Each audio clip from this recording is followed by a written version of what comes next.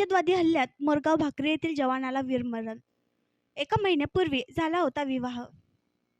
जम्मू काश्मीरमधील कुलग्राम जिल्ह्यात दहशतवादी हल्ला झाला. त्या हल्ल्यात झालेल्या चकमकीत 2 जवान शहीद झालेत.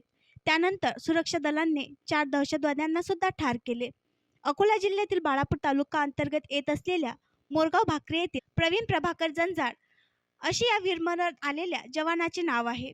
प्रवीण हा 4 महिने अगोदर आपल्या गावी सुट्टीवर आला होता. त्या दरम्यान त्याचे लग्न पण झाले. प्रवीणला वीरमरण आल्याची बातमी मिळताच गावावर शोककळा पसरली आहे.